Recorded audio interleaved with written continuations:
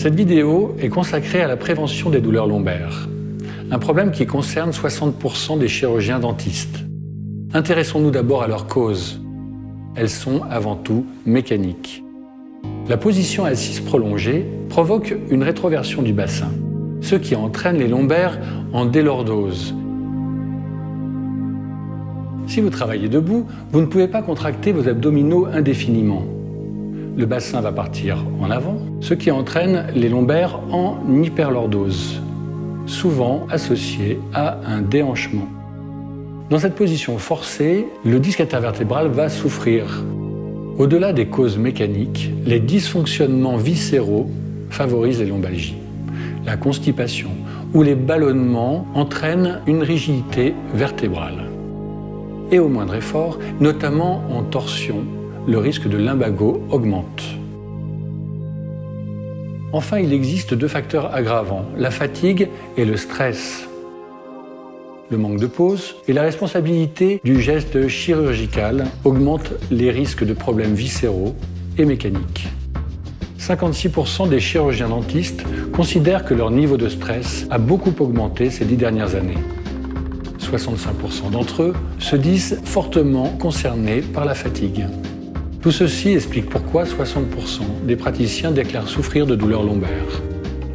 Il faut bien comprendre que le chirurgien dentiste doit être considéré comme un athlète. Il doit réaliser chaque jour une nouvelle performance. Il doit s'entraîner, il doit se préparer et il doit apprendre à récupérer.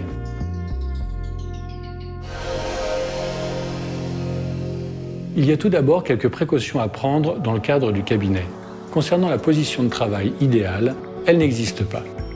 Toutefois, il est conseillé d'alterner la position assise avec différentes hauteurs de siège et la position debout. Toujours dans le cadre du cabinet, le travail à 4 mains permet de réduire les contraintes imposées au dos et diminue le stress. Par ailleurs, la préparation physique doit devenir un rituel aussi automatique que le brossage de dents.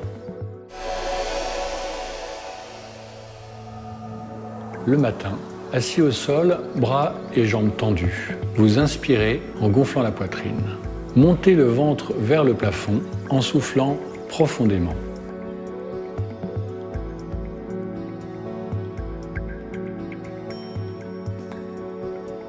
Pour le deuxième exercice, réalisé le matin, mais également à la pause et le soir pour récupérer, genoux fléchis. Les bras ballants, la tête relâchée, le dos arrondi.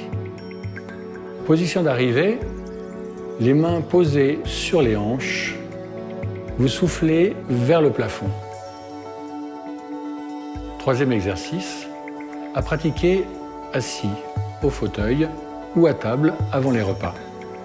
Vous inspirez en gonflant le ventre et tout en gardant le dos redressé, vous soufflez en rentrant le ventre. Dernier exercice que vous pouvez pratiquer chez vous ou au cabinet. Position de départ, relâché, dos au mur, genoux fléchis. Position d'arrivée, plaquez les lombaires et les cervicales contre le mur en soufflant profondément. Au cours de la journée, il est également important de s'aménager des pauses pour s'hydrater et s'alimenter.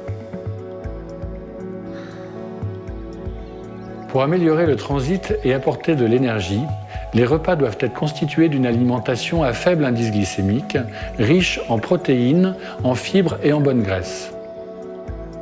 Plus de détails sont disponibles sur les autres vidéos dédiées à notre éventail de solutions. À très bientôt et n'oubliez pas de prendre soin de vous.